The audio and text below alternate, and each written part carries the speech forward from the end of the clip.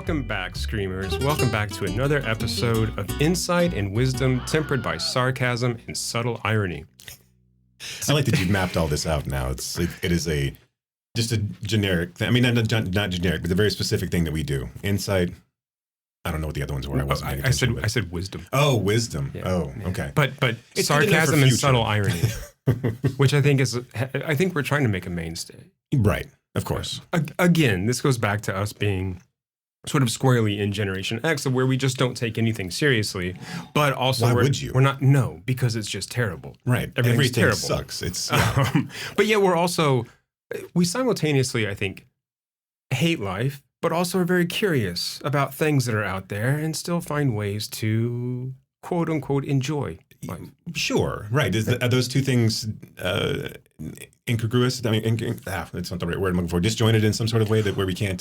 Well, I think this is sort of the idea of holding two opposing thoughts in your head at the same time, which Fitzgerald said was the mark of a genius. Well, there you go. Well, then I'm on board, right? Here we are, insight and wisdom. But yes, I do want to make sure it is well known that I hate life. That is, if there's a baseline that we're getting across in this podcast, is that absolutely on this side of the table, 100%. Look, I never asked to be born.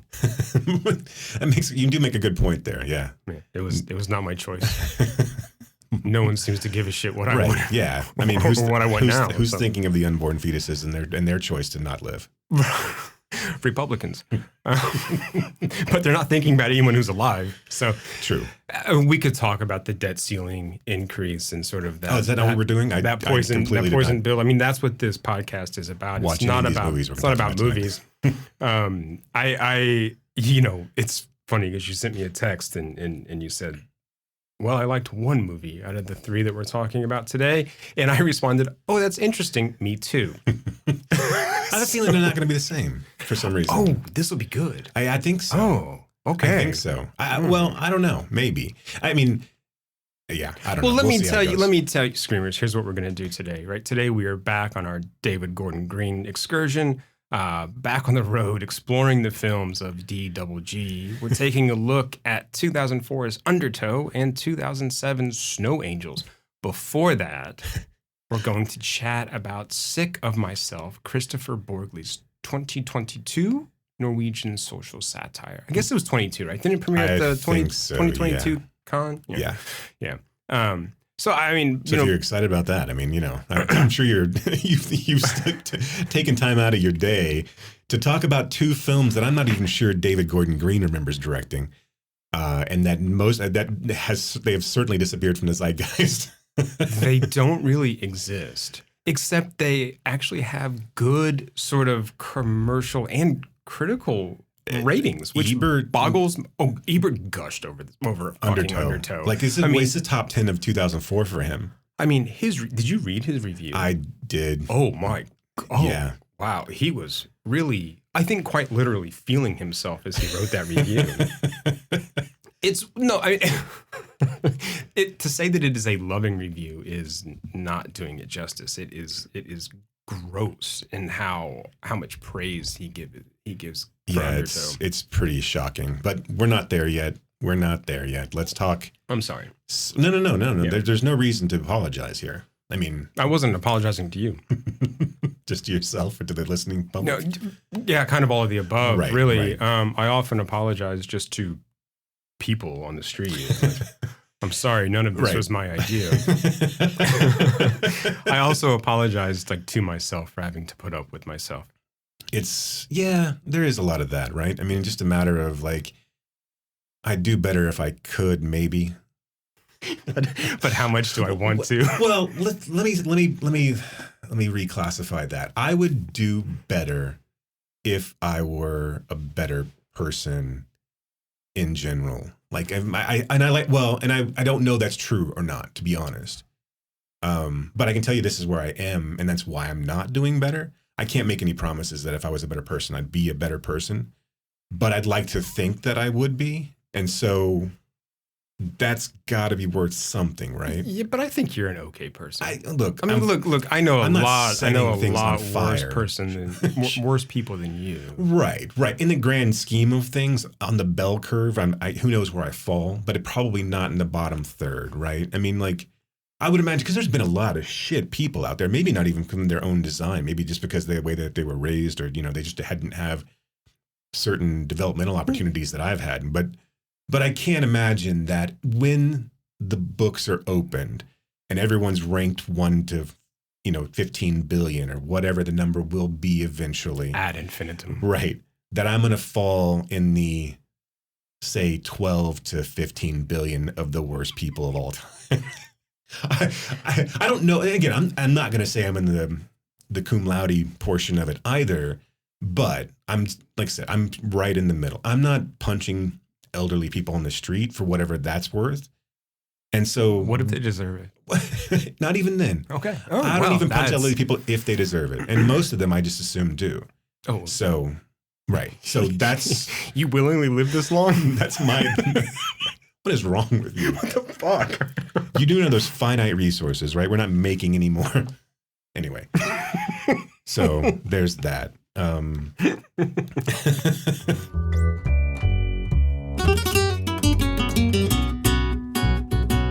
So let's talk sick of myself. Yeah, speaking of being sick of ourselves, it's a nice segue. And speaking of being like a terrible we didn't even person, plan that, right? but this works out well. This is content. So here's a quick storyline, quick synopsis, quick storyline.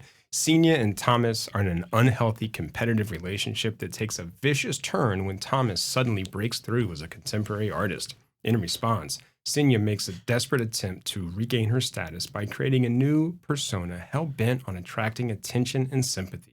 Senya uses sketchy Russian pills, Ledexol, to self-induce a skin disorder, culminating in minor celebrity and downfall. That's pretty much it.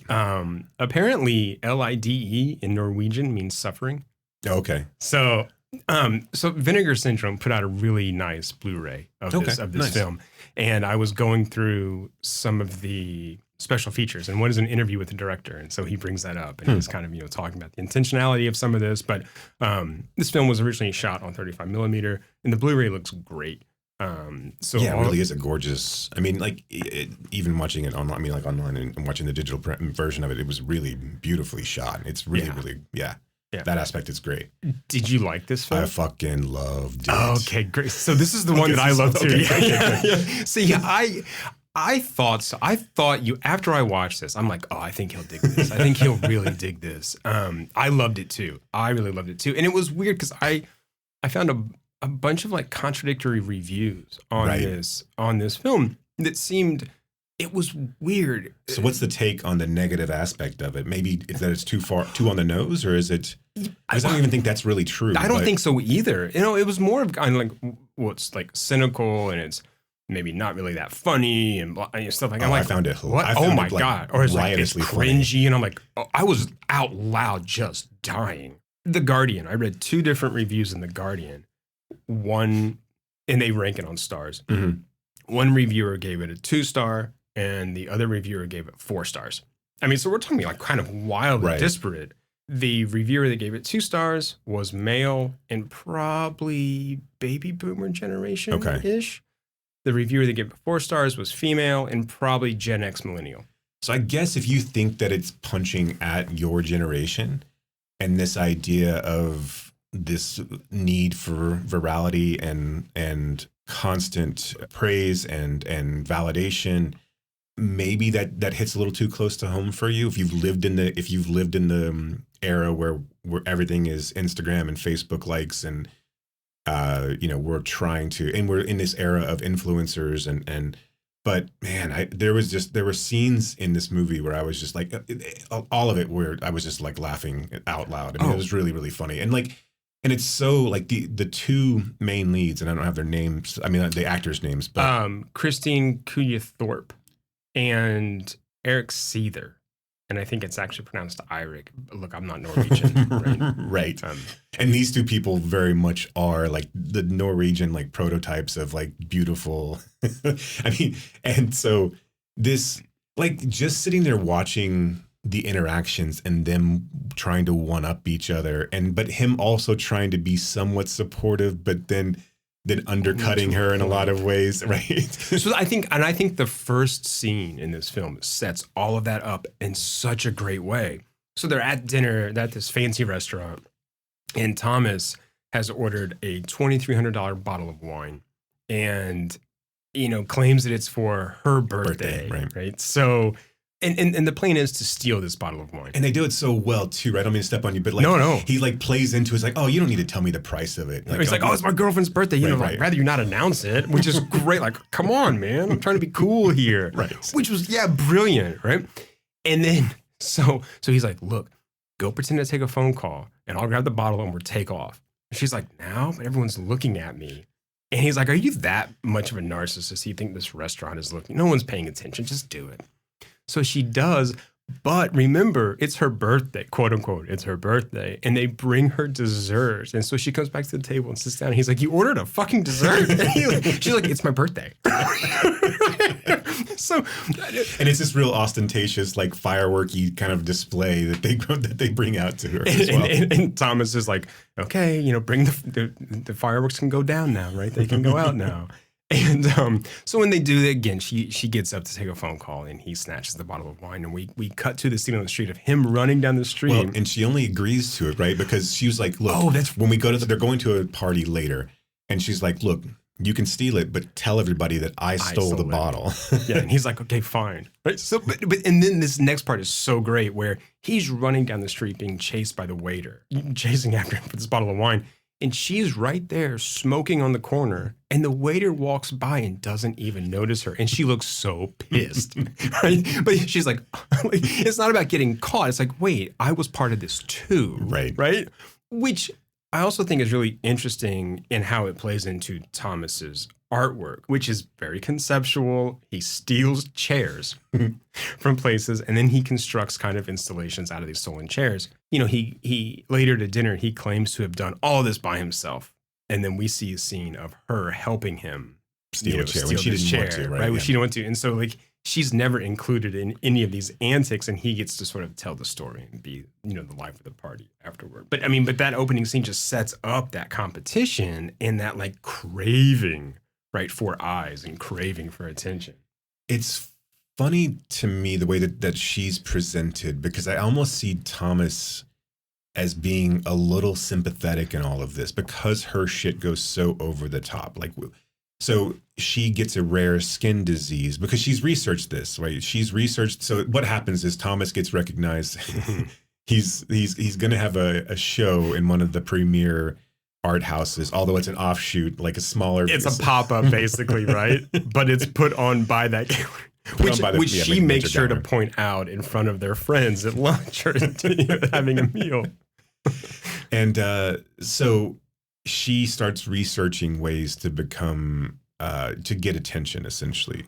And I don't remember. I was really interested because this was an interesting thing to me from a filmmaking perspective is that the screen was in English, like when she's doing the website and everything, all the articles were done in English. And I thought that was interesting because obviously whatever release that we got versus whatever releases in Norway, it's just a little tidbit that I find kind of funny and intriguing. And she even makes a joke because she's like, why do Norwegian artists always title their shows in English? right. And he's just like, well, it's an international scene. It's just what we do. What we do. And he's ultimately this definitely this wannabe artist kind of douchebag. He wears this kind of see-through mesh shirt for his article that's written in the local Oslo magazine or whatever. And does the dinner scene happen before she takes the medicine? Yeah. Okay. So I think that's what leads her to sort of looking for, because she fakes a nut allergy. Right. And before that, there was the dog attack. Right. And she works in a cafe and a woman stumbles in after having been bit by a dog. And she, to her credit, is the only one that kind of comforts and tries to help this woman. Right, she stops the bleeding. Although we see her push other people away from helping. But she gets this rush of attention and she walks home covered in blood and she sees people looking and she makes a point to get Thomas's attention when she comes home. Right. And then so that's kind of the first, I feel impulse for her to kind of rush for what her. else can I do here? And then at dinner after Thomas's art show, no one's paying attention to her. In fact, they think I think that she is Thomas's sister, and he doesn't correct anyone. And she's gone online to like figure out who's the architect for the building. So like she has this like thing in her back pocket that's going to bring all the attention back to her as this piece of knowledge, and no one can give a shit. No one listens. So they're at this dinner party. A chef comes in and is like, "Does anyone have any sort of allergies that the kitchen needs to know about?" And she's like, everyone's quiet for a minute. She's like, yeah, I have one. I have a nut allergy. And he's like, well, is it extreme? And she's like, oh yeah, it's very extreme. It's like, well, the kitchen will have to do extra work, but it's fine. So when the plates come out, the waiter sees her eating off of Thomas's plate, and he's like, that has nuts in it. You just said you had a violent nut allergy, a life-threatening nut allergy. And at a moment, she's like, no, I'm fine. And then as people start to fawn over her, she starts to pass out. She starts to can't breathe. She also starts to pull back, like at the very beginning of it, it's more of a, oh, look how silly I am. And look how, flighty that I am. And look, I'm so pretty. And then when that starts to wane for her, I mean, she just goes face plants right on the table. It's like a thought.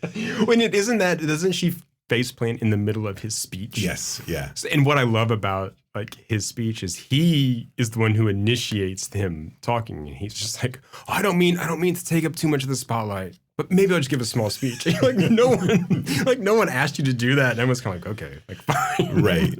Yeah, and then she just bam.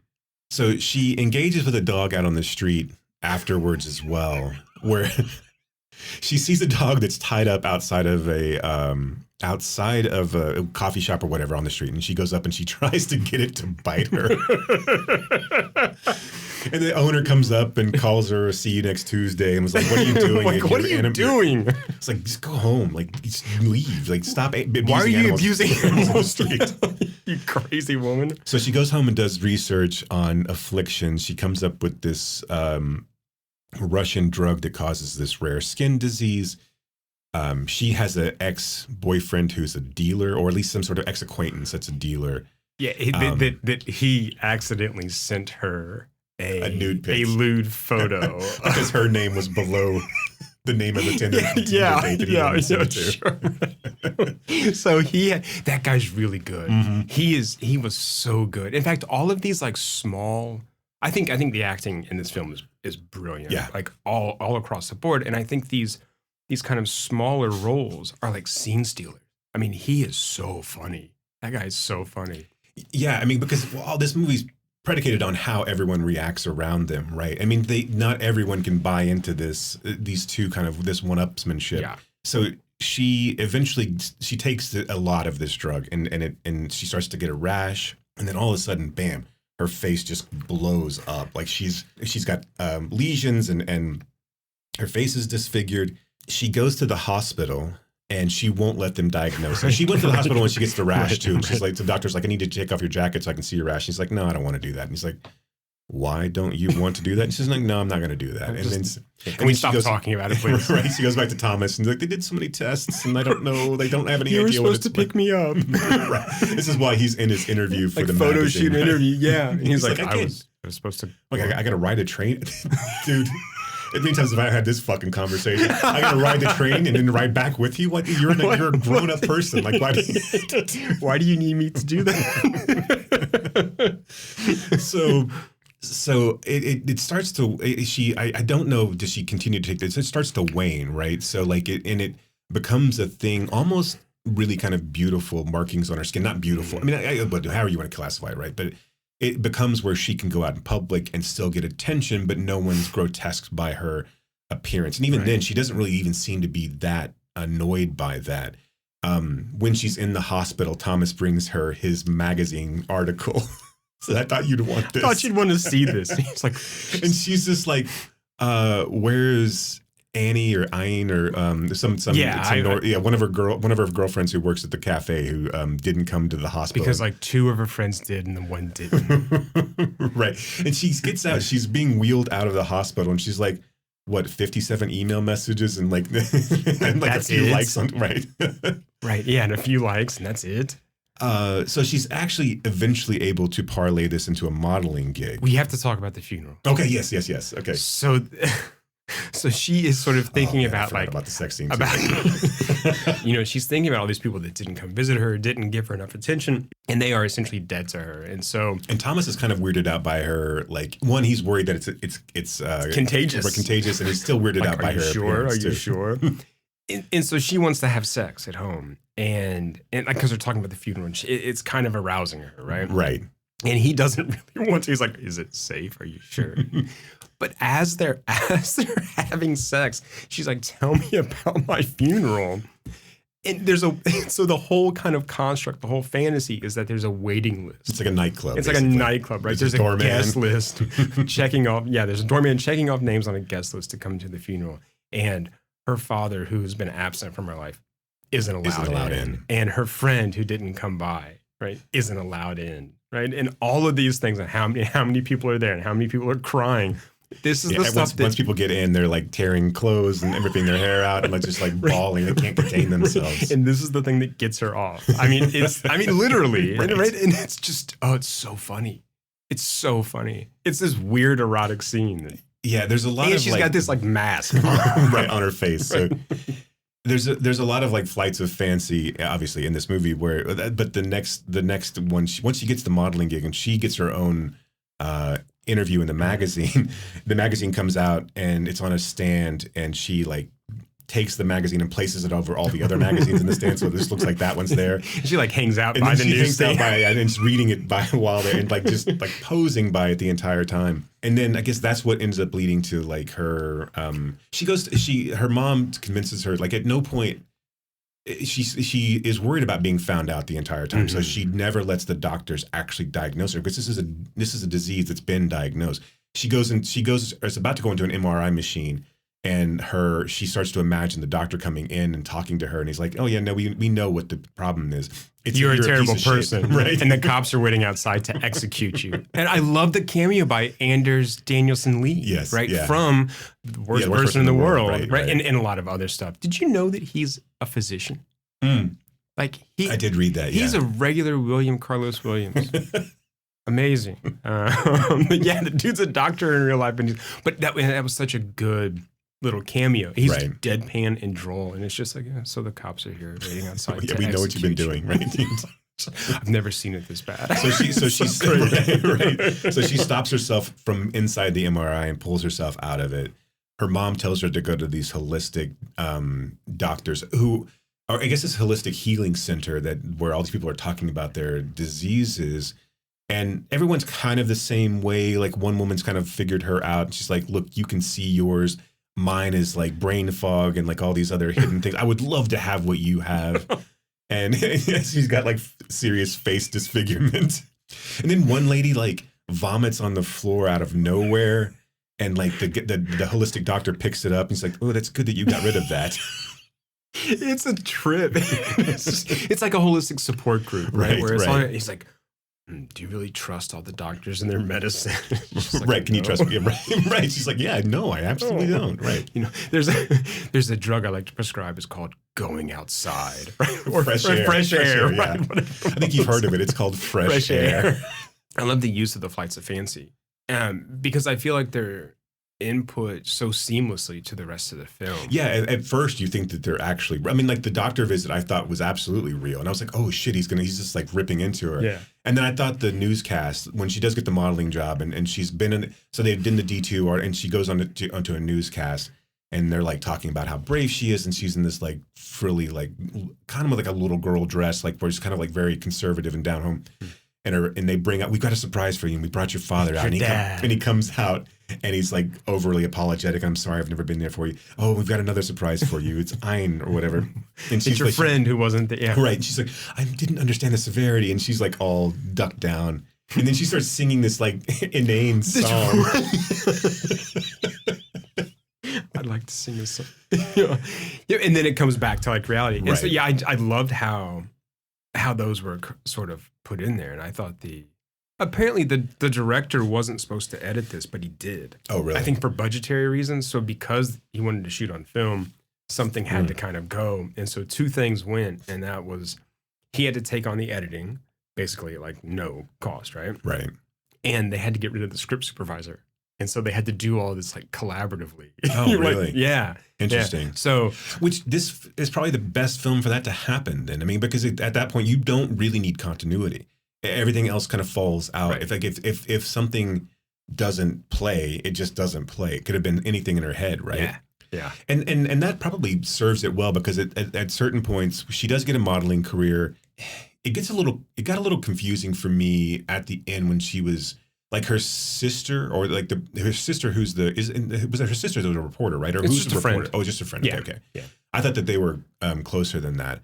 And then, but her friend Well, goes she off. seemed to be like one of the few genuine friends. Right. Like in that character was really interesting because there's a scene early on where they're at this party after dinner and they're talking and Senior is talking about how like, look, being a narcissist is a plus. These are the people that get ahead. Talent and narcissism like lead you places. And then her friend goes, then why do you still work in a cafe?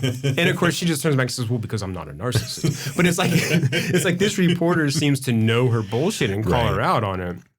And they're talking about like the dog attack story, and she looks at her friend who's the reporter and says, I'd be willing to be interviewed, for Right, you. And right. she's like, I do not, that and for she you. goes, that's not how it works. But there's this moment where she has this fantasy of confessing, right? Right. She because that's the next thing for her, right? Is the playing the martyr and playing the victim. So Right. Which is a great scene. which I thought, out of all the ones I thought were real, I thought that one was for sure real. Right. And see, I did too until it came back around. I was like, oh, okay. But this was the other thing that is so, I think, great about this film is that we get to see the kind of machinations of her treachery. Mhm. Treachery is maybe a strong word, but I think you know what I mean, right? Right. And For how sure, these things, narcissism, right? I mean, yeah, and how these things like manifest. Like, okay, well, this is how it's going to play out. This is my fantasy of how this will work, and I really like that because I think that it's something we all do on some level anyway, right? Well, if I say this, they'll say this, and maybe more in arguments. At least for me, I just argue with people on the street, right? If they say this, I'll say this. No, I got him there, Right. But this is what she's doing, and it's so like brilliant to sort of let us in then on this kind of person's mind. Right. And so one of the things I think this movie does well too is that it actually does show the impact. Like, so the drug dealer actually does start to he starts taking the drug. He doesn't, that's all fake too? Yeah. Oh, Jesus Christ. Yeah. I lost a lot of that. I need to go back and watch this again because I swear I thought that was real. It's her because she tells her reporter friend that he died. Right. And she sees him on the street. But see, that's in her head too. Oh, shit. So because these are all like scenarios that she's like, what if they see, what if, she sees him and this happens and this happens. And then and it's not about him taking the medicine and getting sick. Right. It's It's about how people it's gonna finding come back on her. out and that this is not like a rare thing. Interesting. So it's all like kind of paranoia in her head and how do I avoid this and how do I not let this happen? And what's really fun about those two is that she knows how full of shit she is. Yes. Like, I mean, it's the whole, like, because the interaction between the reporter and the fake interaction between the reporter and the drug dealer is he's telling this story about how when they were little, she was telling a story about how she didn't have all of her toes. And then later on, she was wearing sandals and like she had all of her toes. And it was like, oh, I never said that. That was not it's such a brilliant, like, just mirror turn on society as exists today. Media, consumerism, politics, all, and this constant desire to live online and to need this immediate feedback. All of it is just, and again, then there really are no consequences, right? She becomes a model and she starts to have failing health. And then eventually she starts to become, she decides to come clean and write a book about her story. And that gave her more. I mean, people still champion that, right? Right. And and then the last scene is them at the holistic center, like all dancing through the fucking woods. She's back at she has really kind of lost everything by the end of this film. Right, but she doesn't really care, though. Right. I mean, like the whole, because she's again, still about. Right, because she's like, well, Thomas went to jail. And she's like, so I don't even have a boyfriend to like.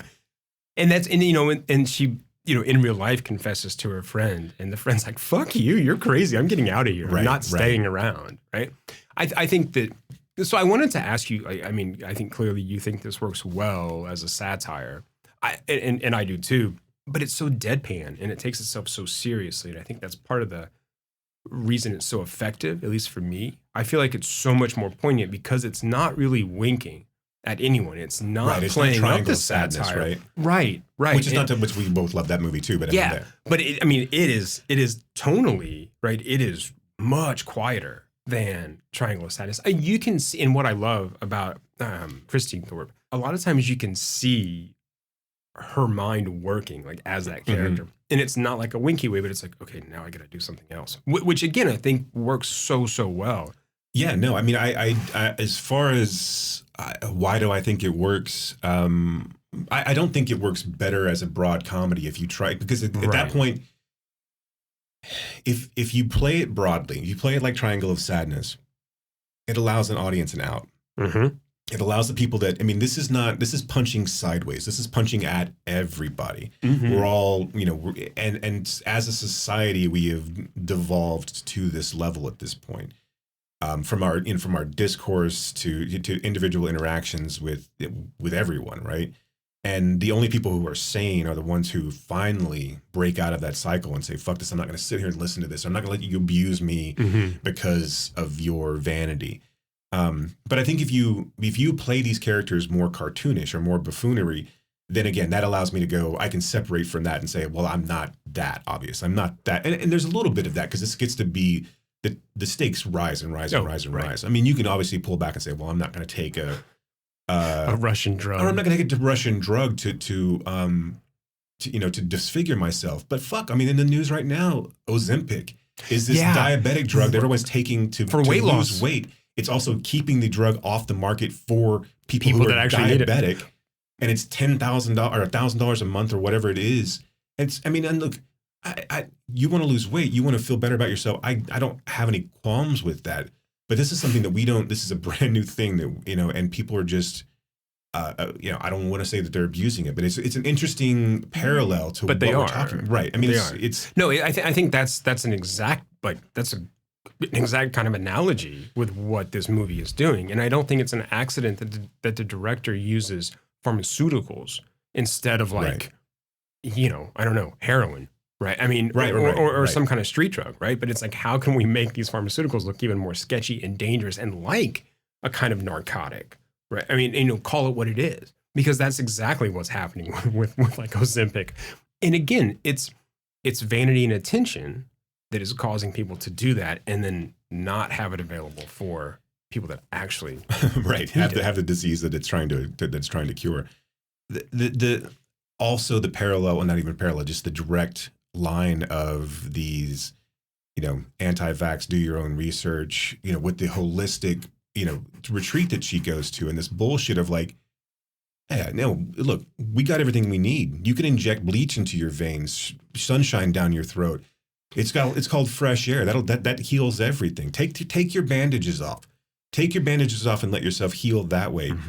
And then there's no like coming back or realization after the fact as she's bleeding from her forehead during a modeling shoot, and she's vomiting up blood, and like there's no, I do think it's an interesting like dig at consumerism and capitalism culture embracing, or I guess putting on the veil of LGBTQ and these disabled groups of like, well, let me go sell more product because I'm just like you, and I give a shit from the start of the month that I'm supposed to give a shit to the end of the month that I'm supposed to give a shit, and then after that, fuck you, I don't actually give a shit. I just want you to buy my product because I want you to think I'm like you. The modeling agency that she gets a contract with is a diversity first or all inclusive modeling agency that has one other client who has a disfigured hand of some sort, right? Yeah, and the woman that founded this agency gives this kind of like weird spiel about how that is a brilliant scene. So I was gonna because I was gonna ask you how you felt about that scene. Well, So when they're, I'm talking about when they're set up the contract, and she has an assistant who is blind. Yes. And she's ordering her around to get the model water, and the blind, she like drops a glass and they're all put out, and she's like, having a common place for everything, or a consistent place for everything, will really help me out a lot.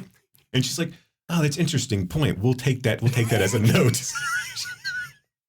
But I know. No, I know. So that was something that got some negative comments in the negative reviews. Really? Yeah.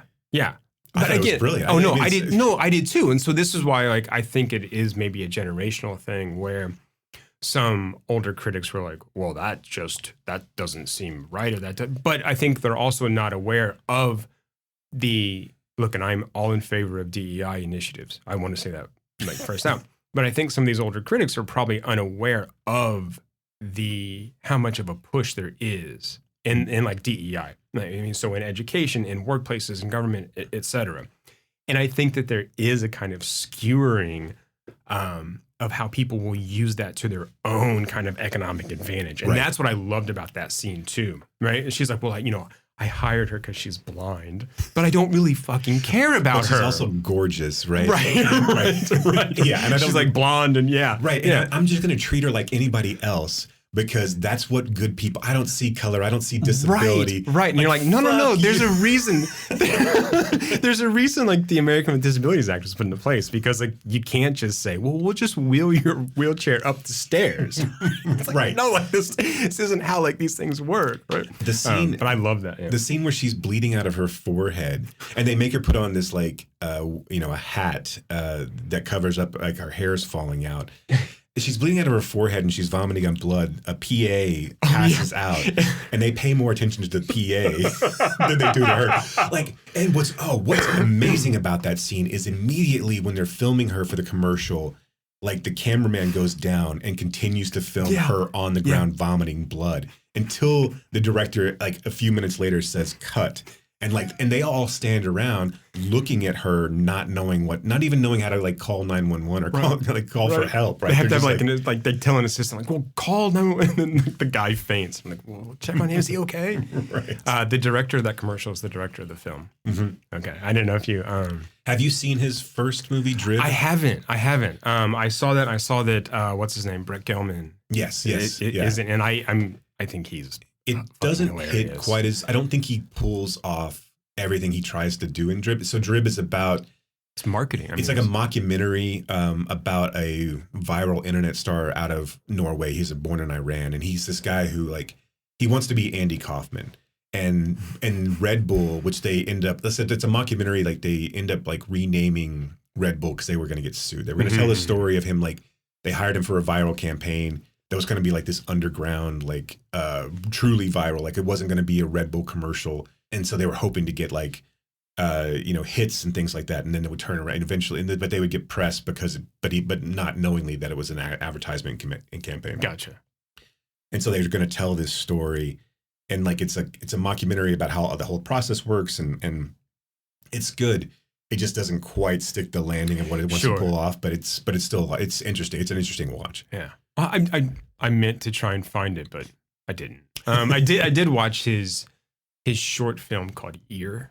I want to watch. He's got quite a few shorts out there. Yeah. Ear is interesting in how it sort of, you can see the sort of seeds for this and that as well. So it's worth a watch. So the whole thing ends up, she writes a book about it. Well, no, that's a fantasy. She doesn't. God damn it. Okay, I got to go back and watch it. Right, because that's part of the, like, when she confesses the first time, like, in her mind to her friend, like, this is how it's all going to play out. She's going to be like, this needs to be a book, right? Write a book. And so then, that's part of that fantasy of how she kind of becomes this sympathetic victim to kind of this whole, like, narcissistic society. But in real life, in the end, like, her friend's just like, fuck off, I'm out of here. Right. That's, and then she's just, dinner, right? And then she goes back to the holistic place. Right. Yeah. And that's where she's taken on all the affectations of the people that were there, right? Where now she's got brain fog. Now she's got, right. You're right. I realized I have brain fog. I'm tired and all this stuff. Yeah. I mean, I think this is a really kind of sharp, insightful, like, look at our kind of self-consumed, self-conscious society. Like we're aware of ourselves, but we're not self-aware. Right. And there's this kind of like it's this kind of society where everyone has a brand. Right. We are all trying to make a brand or get sponsorships or something, right, to become more important. Right. Well, you know, something I really did like about this film is that even though in part, so like the cultural critic Neil Postman has written a lot about how we have transformed from a society that uses technology, creates technology, to a society that is controlled by technology. And I think that's very apparent in this film. But did you notice, like, we never see she's the never technology? On a cell phone, right? Yeah. I mean, the only time you ever see it is when she's on the computer, and that's basically it. Yeah. I thought that was brilliant, right? Agreed. The fact that we're not taking selfies all the time, that we're not, that these characters aren't, enmeshed in their phones all the time. Right. The only time you see it on the computer and you see it when she gets out of the hospital. Well, she's like walking through and she like takes a like picture of like her butt. Right. But even then, and like when she's in the wheelchair, like she's smoking and she's looking at her phone. Right. But like that's kind of But it's not omnipresent at all. Yeah, which I thought that was really sharp and like really, really clever of the film.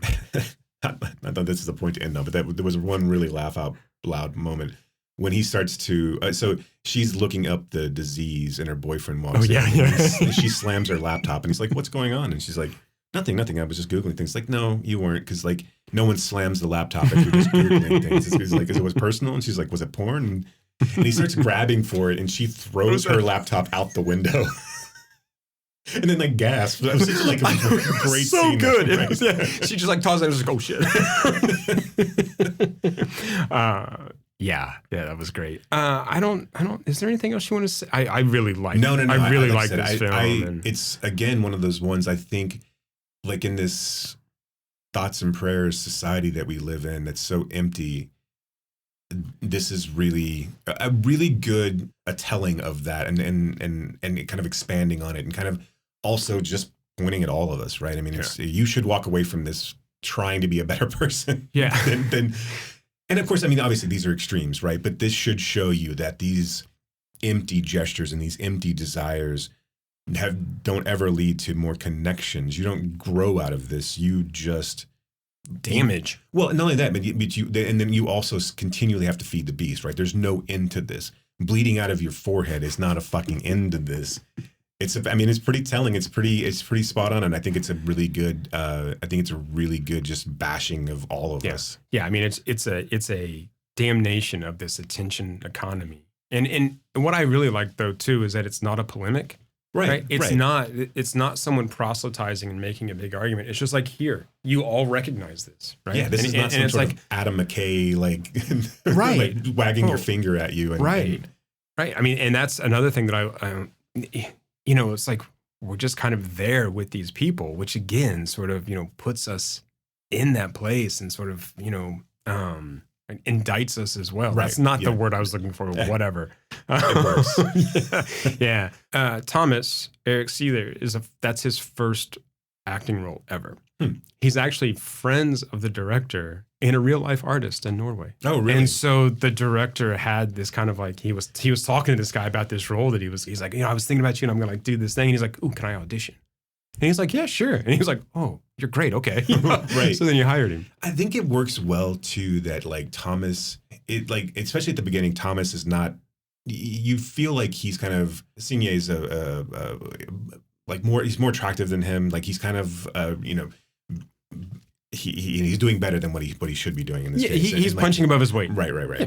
And so when he gets but he still knows how to like dig, and he still knows how to like live this life. How these two ended up together, obviously. So he's clearly using her as a side piece, not a side piece, but like a arm candy, right? Mm-hmm. And she's glomming onto him because he's an up and coming artist, or potentially an up and coming artist. When she's sitting in the chair. And then in the interview, he's like, I don't want you to sit in that chair because I don't want it to be photographed. I might use that. I might use that in my next piece. And they're like, what? It's like, well, I can't really use it if it's in like another publication. When they put him on the cover, and it's just him like intertwined with this ridiculous looking couple of chairs that he's stolen. Like the whole what I love about that is you get the idea of how dumb his found art sculptures are, but you don't actually ever see them. So like you can't ever like like really get an idea of like how silly they are. So you just have to imagine this in your head. I mean, I love the explanation. And I mean, I think that there is something, I think a lot of conceptual art does this, where it sort of kind of gets up its own ass, right? Where it thinks it's smarter than it really is, and it's just kind of clever. And I like this idea of stealing something, making it a piece of art, because then it's this process kind of thing, and it is a thought, but it's also just fucking stupid, right? Right. There was a Dutch artist, Bastiaan Otter, and tragically died, right, in the middle of creating a piece of art, which was sailing across part of the Atlantic Ocean in the smallest sailboat ever, like to sail across the Atlantic Ocean. So you're kind of like, all right, no shit. But another project he did was riding his bicycle into the canals of Amsterdam and just having himself photographed falling into the. And so, like, on one hand, I'm like, that's kind of clever. And on another, I'm like, is it though? I actually like this guy's work, so I don't mean to sort of speak ill of the dead. But I have to ask you a question. Did you feel seen when at the party, Senia is talking to a couple of people, and she's like, people always told me that I should start a podcast because I'm naturally funny.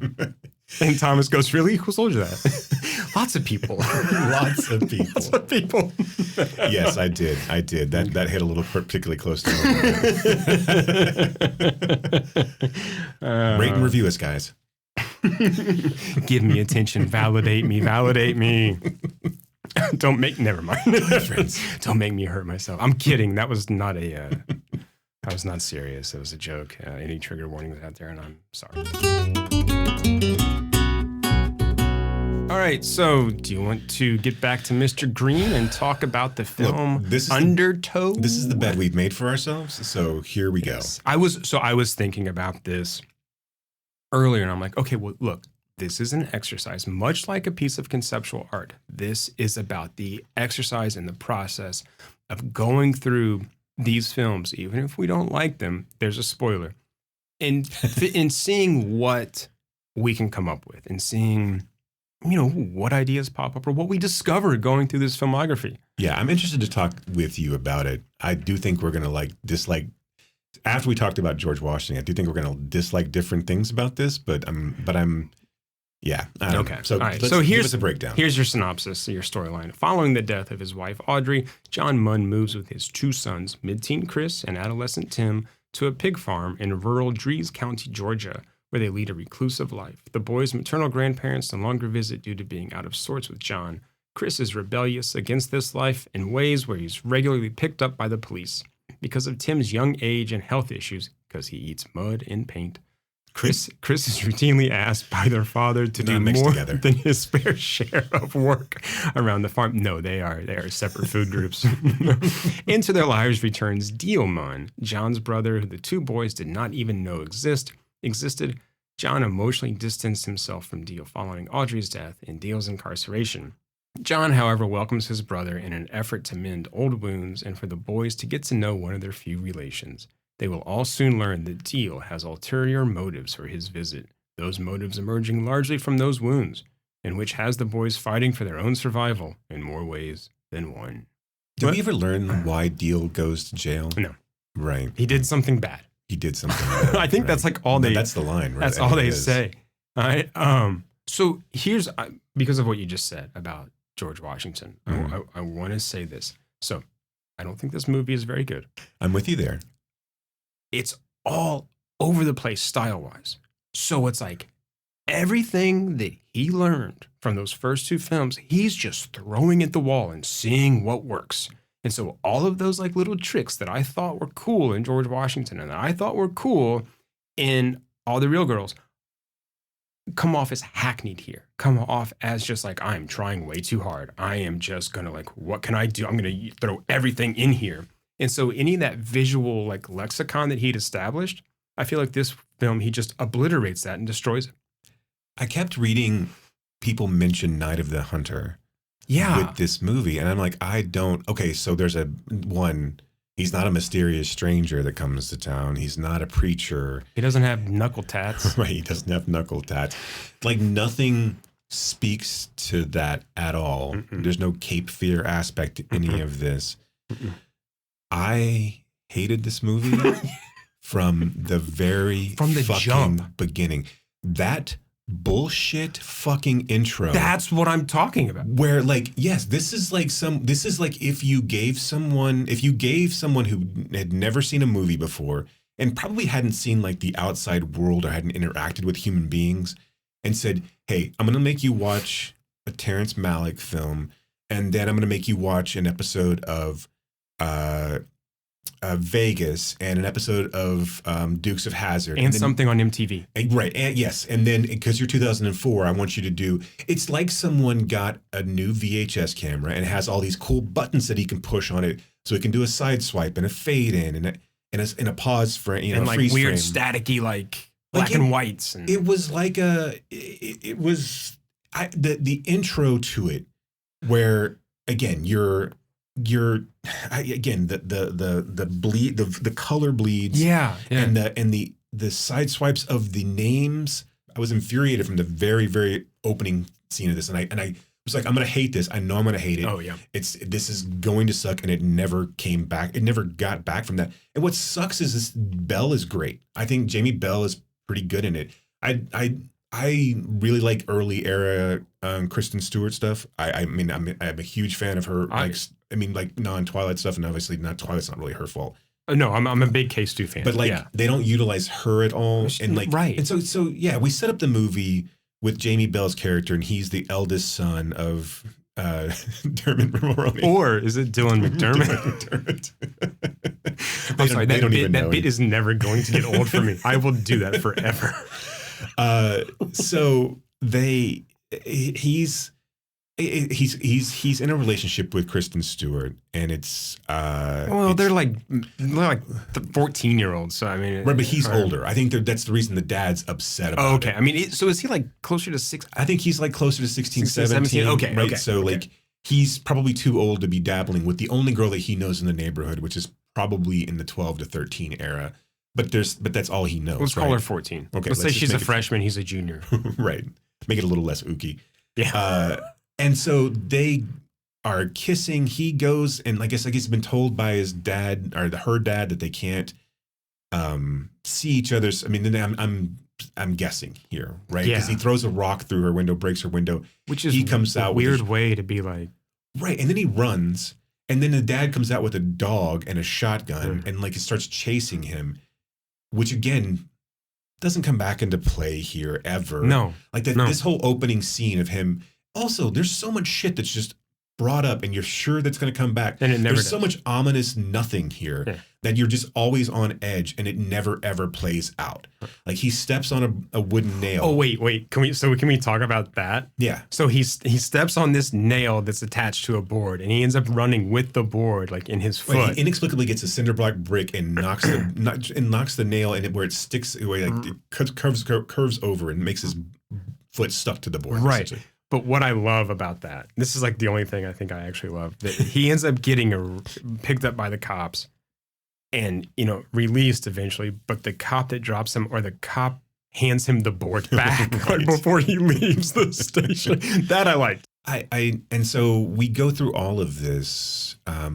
So he's interrupted his little brother's birthday, which is just going to be a birthday party with his dad and his little brother. Because his dad won't let them have friends. For some inexplicable reason, right? I mean, like, we don't ever know. Yeah. There's no reason for that. The dad doesn't ever seem like...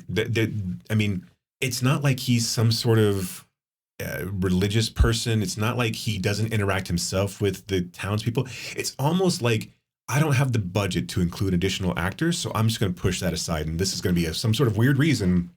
I'm never going to explain it. But they never interact with anybody else. Yeah.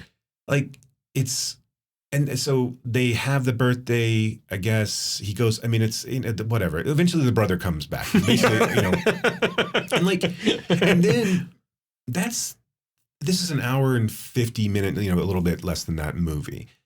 So it's 30 minutes in when Lucas comes back. And Lucas is not bad. He's foreboding, and you get there's some sort of like tension between the two of them. Basically what happens is that they both love the same woman, and it's possible that the oldest son may be the older brother's But that doesn't even come up until like everything's gone to complete shit. Right. And it Because it doesn't even matter. Like No. it does none of it. Because he's there. The brother is there because their father left them these 40 gold pieces, coins, Mexican gold pieces, right? And Dermot Mulroney kept them all, and this guy wants half, and Mulroney lies and says, I don't have them or whatever. Right. And he makes up some sort of lies that when dad dies, they raided the place. Yeah. As if we know who that is. I know. Like none of this story is explained at all. It's not even like hints. I mean, because I think we're both on board with the fact that we don't need explanation or heavy exposition, but there's like nothing. Well, it's just these like comments, and you're like, and had this been an exercise like that,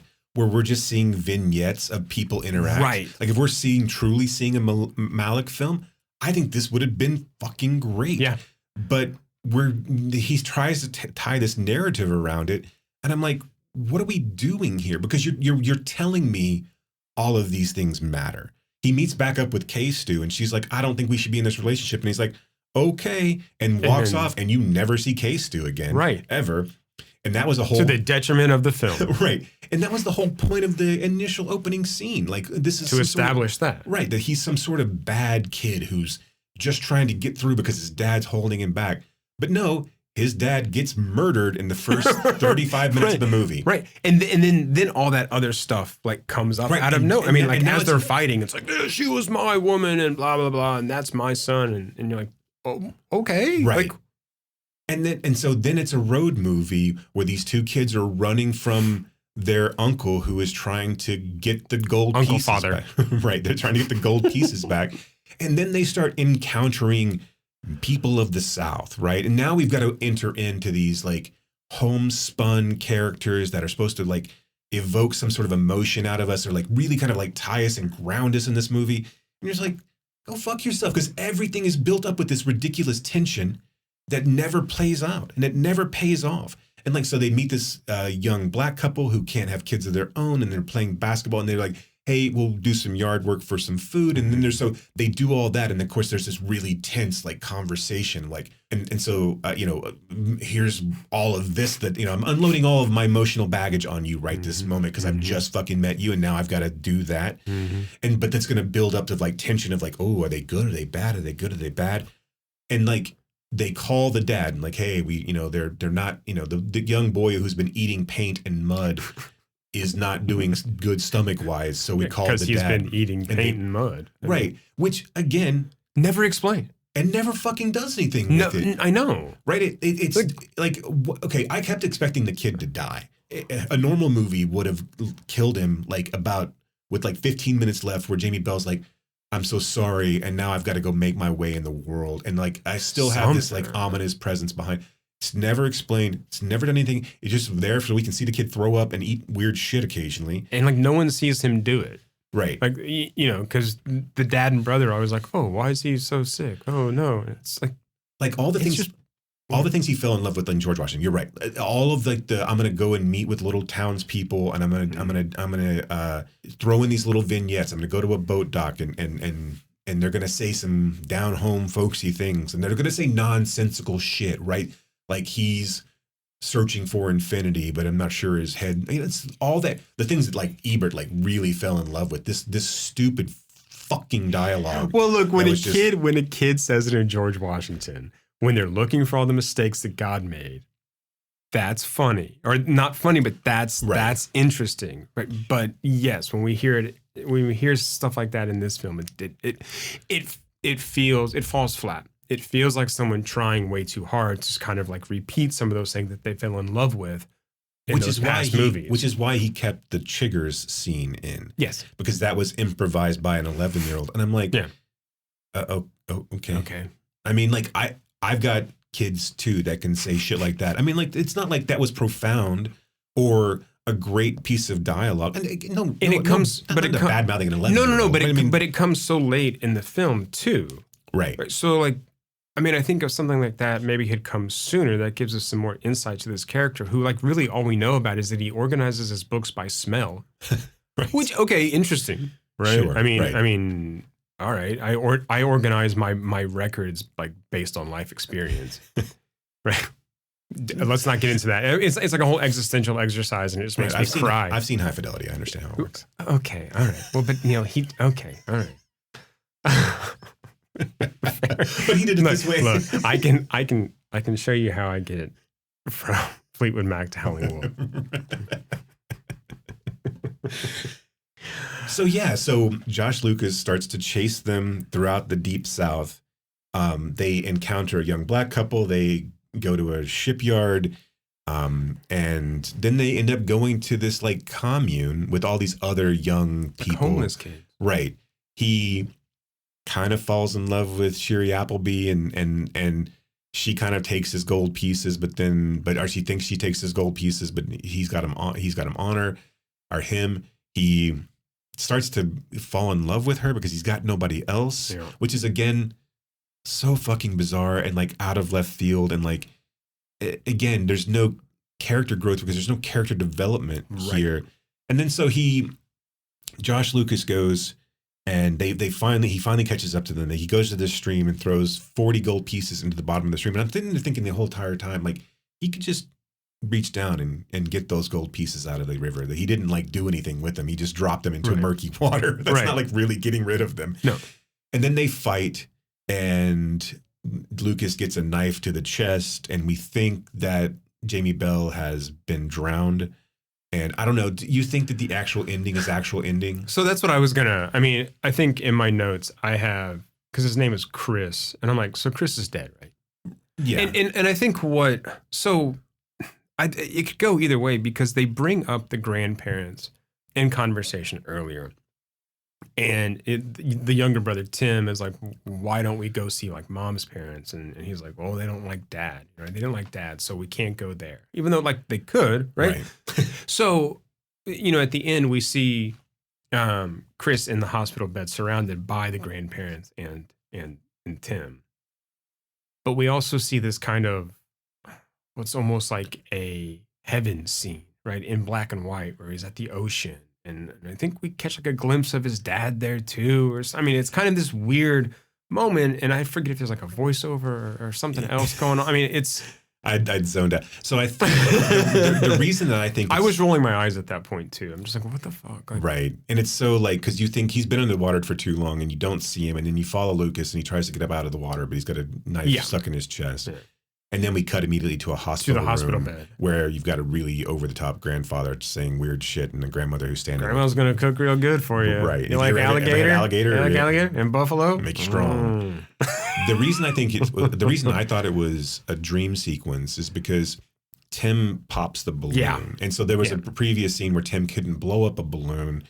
So I just thought that it was some sort of like sense of like Jamie Bell's lungs letting go, and he didn't make it, and that's the balloon pop, right? And so it's Jamie Bell wanting this to be the end for them, is that they've found the other grandparents, but the pop is the cut to where Jamie's dead in the water. And I kind of thought the same thing, and especially based on like Tim's look and the grandmother, where they were distant and just sort of staring off into like nowhere, or looking angry even at and again Chris, but a dream sequence in a movie that hasn't had any of them and wouldn't give you any indication this is where this is leading.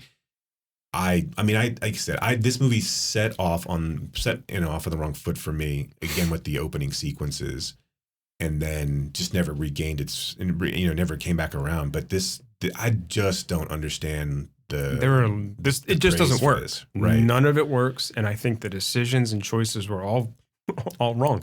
I mean, far be it from me to whatever, but I mean, like the dream sequence choice. Like, why throw that in at the very end? Why do that beginning with like the wipes and the color bleeds and there's like this, like, why? Right, because it only comes back into play a couple of times. And I was sitting there thinking, holy shit, is this going to do this the entire fucking movie? Because I actually thought that the copy that I had was like fucked, because I was like, they stopped for a second and then it cut back in of like Jamie Bell walking in. And I know. I was like, what is... Well, okay, maybe that's just it's a jitter, and then it was not. But then once the movie like gets past that, the tone is completely different. Yeah. I mean, it's trying to be this sort of quiet, Malick-y type film again. And it's like, what the... So I just felt it was like all over the place. And Malick gets credited with the story. Is he? I didn't even pay attention to that. Well, so it's Malick's pseudonym, Lingard Jervey. Did you know that was his pseudonym? No. Did you know that Malick also wrote under the name David Whitney? I did not. Did you know that Malick did an early draft of Dirty Harry? No, but I'd like to see that movie. He did an early draft, and you refused credit. But again, did an early draft of that film, and did some other early drafts of other films, but under different names. And so this is it's his story, right? So, but the screenplay is by Green, Right. But yeah, Lingard Jervey. Interesting. Score by Philip fucking Glass. Yeah, Philip Glass. And I think that's one of the things that Ebert was like so effusive. Oh, he loved it. Too. Oh my like, God. Yeah, He had just there's no scene that's not heightened by the score, Philip Glass. Maybe watching it in 2004 when you're in the post Sling Blade like copycat era, and if you've been so enamored with, which I know that they were, with George Washington. I didn't see Siskel's response to it, to be honest, but it was being so enamored with George Washington and all the real girls, maybe really wanting this to be the next, like, this is the voice, and you seeing this film, and it's clear it's David Gordon. I was like, is it? Like, this is so generic. Oh, yeah. I don't know. It's also so lacking of any of the humor that he had in all the real girls, and like the kind of lack of like a little bit of self-awareness that he has in that movie, where it's not taking itself so seriously. Like, I don't necessarily know if you can do that with this story, but if you, because it has to, if it's so much trying to be Night of the Hunter, I guess, but it really, to me, it's just more of a joyride. It's more of a movie that, you know, again, there's just an ominous presence. It takes such a tonal shift 30 minutes in, and then you're supposed to like, distrust and worry about this kind of Terminator coming after these kids, which in reality, when I was sitting there thinking, I was like, well, it's really easy to hide from. All I got to do is go around the corner, and like, it's like he completely loses them for the most part. Like, and it's weird to me that he ever actually found them, aside from the call, right? I mean, but like, it's the deep South. How hard would it be to get lost with no technology in the deep South? Like, you could have just gone 100 yards over and would have been fine. Happenstance sees them at a gas station. Right. And at no point do they ever think about, again, and the whole conceit about the Mexican gold being tarnished or unlucky. That's the reason they can't use it. It's such a fucking like they live in a dilapidated house and are trying to be pig farmers. Right. So yeah, I mean, like, everything's worked out great so far. Like, why wouldn't at some point maybe just go get rid of those coins, sell them, and then like be rid of them. Why do you have them in your fucking bedroom? Even behind a painting, and even for the boys, then, like, why don't they go and pawn one of them so they can get a hotel room or something? Right, a bus ticket to someplace. Like, nothing in this movie makes sense. And the dad says, "Oh, I pawned one last year to get the station wagon," so they know that. Right, it's possible, right? I could just go. Oh, can we stop talking about this fucking movie? Sorry, because I have a question for you, Jason. Do you have a sledgehammer in your heart? Oh my God. Let's talk about Snow Angels. Do you have a sledgehammer in your heart? Because I have a sledgehammer in my heart. Are you ready to be my sledgehammer?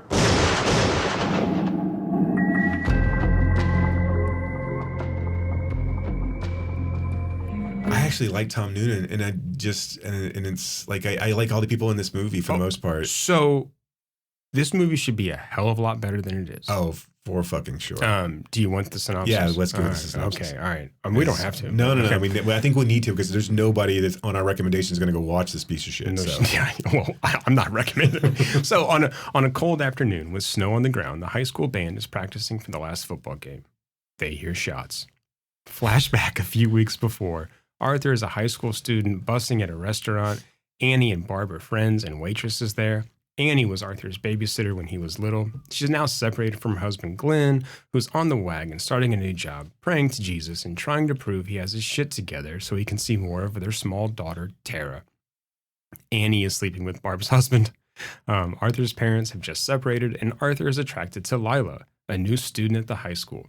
It's a small town. everything starts to intersect. Boy, does it. So I think this should really be better than it is. I mean, we have Tom Noonan, we have Sam Rockwell, Kate Beckinsale, Amy Sedaris, Nikki Cat. Griffin Dunn. Yeah. This is based on a novel written by Stuart Onan. I don't know if you're familiar.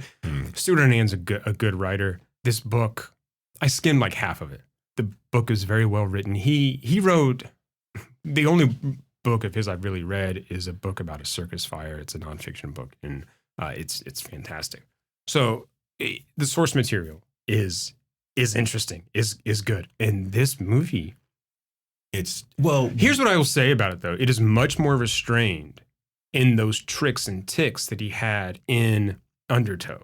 He doesn't do all of this stuff. Some of the same things that there are some of these moments that kind of come through, but a lot of the stuff that he did in George Washington, All the Real Girls, and Undertow, they're not here in this one. I feel like it's much more. Yeah, this feels like he watched a little bit of Schrader. This feels like he watched Affliction and was like, okay, yes, yeah, I'm good. Because this is, oh, okay, I see how, it's super easy to compare this to Affliction. Obviously, it's a lesser film, but again, like similar source material as well, because Stuart Onan, Russell Banks, I would probably say I like Onan better, but I mean, these are similar contemporaries. Yeah, I mean, there are parts. For what I can say about this versus Undertow, there are parts of this movie that I like. I like Michael. I forget. I never can pronounce his last name. The character's name is Arthur. Right, the high school kid. Right, the high school. I thought he was great. I thought the high school love story was really cute and interesting. I thought that never got to the. I thought it gets to the creepy stage a little bit. Actually, I take that back now. With Kate, the Kate Beckinsale story that he tells, the pseudo sex scene was a little too much. I mean, like a little much. I'm thinking, but and it wasn't like graphic. It was just what was implied. I mean, so I think that was a little. But I liked their dynamic. I think that kind of innocence, like I understand. In this kind of sense of like you're trying to do an angly ice storm where everyone's kind of interconnected, but like, but they're all having their own trauma thing. I think that story plays probably the best for me. So here's the thing, Arthur. This is what drives me a little bit crazy. Well, not crazy. This is one of the faults I have with the film is that Arthur, the high school student, is really meant to be our POV character. Right. But we don't spend enough time with him. Right. And in the book, so the book is narrated in two different ways. One is the first person point of view of Arthur, kind of looking back, right, and telling a story. And then the other parts are like third person, still kind of from Arthur's third person point of view, though. So even in the book, he is our kind of moral center. He is the thing that allows us to get to everything else. But this feels so disjointed to me because these movies where all these different sort of people intersect, they have to actually kind of like intersect and then somehow, right, they all kind of come together. But that never happens. Everything is, I feel like this could have been 3 different movies. Yeah. Oh, absolutely. Okay. Well, and again, of a movie that like, just like Undertow lost me in the first 5 minutes, I was like, okay, well, clearly I've read the synopsis and I know who's suicidal and I know who just committed suicide. Yeah. So now everything's going to be leading up to that. Well, this is okay. So this is one thing that the book opens, like the first line is about Annie was murdered. I mean, it's the first 2 sentences. We know who's dead, right? And so this is something that my old like teacher and friend Lee K. Abbott would say. Look, you get the what out of the way so you can get to the why. Right? Because it's not really, look, someone's going to die, but what's interesting is the reasons behind it, right? That's what we're all here for. But I find like these like flashbacks in films are so often like just cheap tricks. Yeah. Like, did we need that? Well, and this film doesn't know how to handle the why. Right. And so like none of it's interesting. And since you all know that it's where it's leading, it loses. And like I said, that the high school story is the most interesting because I don't know where that's going to end up, right? Right. I know where everything else is going to end up. And that's okay. But again, you've got to make that something compelling. Nobody has a character arc here. We start so deep into this story.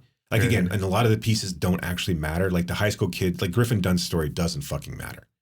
No, not except for how it affects Arthur. Right. Right? I mean, that's the only reason it should matter. But again, like it's so disconnected. Yeah, like you just said, it's Griffin Dunn's story.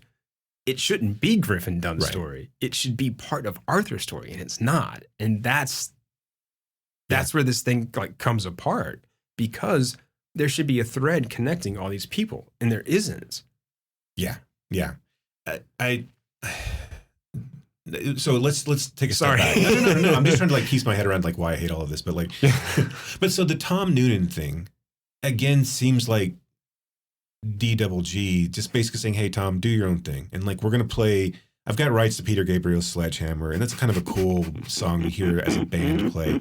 Just riff on that. This band's not, they're not playing well. They're not paying attention. Go, do that, and then because that whole thing, whoever wrote that probably should be ashamed of themselves. Well, that's the opening scene in the book. Not the sledgehammer part. Oh, okay. Right. I'm okay with the band member. I'm okay with them dressing those kids down. Right. Because that is like kind of, Right. I get that. I understand. But it's. I understand keeping the high school kids who's your narrated point of view off guard a little bit, keeping him off kilter so he has to come back and steady himself in a world that won't steady itself. Right. I get that 100%. But you know who wrote that?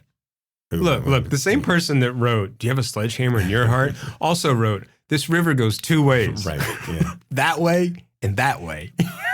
But that scene is played so well because he's so good at it. And again, that's the end of the movie. Like if this was a Todd Solondz movie, like if we're dealing with happiness here, like and there's some sort of like ridiculous sledgehammer note, then I understand why that's in there. Yeah, but Gordon Green can't pull this off. Not at this point in his career. He can't pull this off at all. And so it just kind of stands out, and then it just kind of dies. It lays flat. And then we're in a Chinese restaurant where they, Kate Beckinsale and Amy Sedaris and Arthur all work together. And so that's their dynamic. And then we see Sam Rockwell go and pick up his kid, and he's with his family, and he's combing his hair and blow drying his hair, because you think that he's going out on a date at first, and it ends up he's going out on a date with his daughter, who doesn't see all that often. He forgets the rabbit. He's just a drunken. He's not drunk yet. Well, so this is and I'm just going to jump in on some of these things. No, I don't know where to start to really pick this apart. Well, but I think this is one of the other things was, kind of like you said about the characters and character development is this is my problem with Sam Rockwell, is that I never actually kind of buy what's going on with him, because we see a little bit of the religious stuff, but not really. The first piece we get of it is when he goes to talk to his kind of new boss, and the new boss wants to read him scripture, but it looks like he can't be like he just wants to get out. And I understand he's trying to get back to his kid, but if he's really this newly born again, so deep into it, he's going to have some kind of response about that, right? He's going to engage it, but he doesn't. Yeah, right. And so then you think it's a put on. It's an effect, right? But it's not. But it just doesn't play, right? It doesn't fit. I think Sam Rockwell is a good actor, and I think he's doing the best he can in this. He comes off as really wimpish, and you see him, he comes off as someone who's really trying to be upstanding and really trying to be a kind of quote unquote man, but has no idea how to do it. Right. So this is how you do this, right? So I think he's good at that. But these other characters, when did he quit drinking? Because the only inclination we get there is that he tells his daughter, "Oh, Daddy doesn't drink beer anymore. It's icky." Right. Okay. So was there a problem?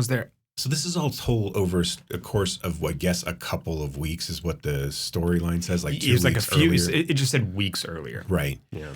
And we need way more backstory to this than to actually give a shit about these characters. Also, Sedaris and Kat, I never believe that they're fucking married. I don't believe that Sedaris actually gives a shit that Beckinsale's sleeping with her husband.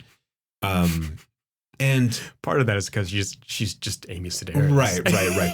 This is a total miscast for Amy And Sedaris. she doesn't give a shit about it. Well, and like if Sedaris is just comic relief in the Chinese restaurant But to like she's to kind of not really. she's not, and she's kind of set up that way.